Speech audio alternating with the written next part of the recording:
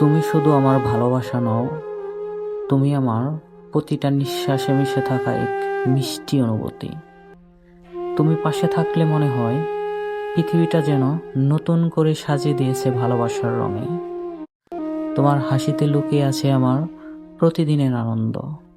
তোমার চোখে আমি খুঁজে পেয়েছি আমার পুরো পৃথিবী। তুমি আমার সেই মানুষ যার একটু তাকানোতেই হৃদয়ের সবকিছু নরম হয়ে যায়। দূরত্ব যতই হোক না কেন, ভালোবাসা যেন আরো গভীর হয়।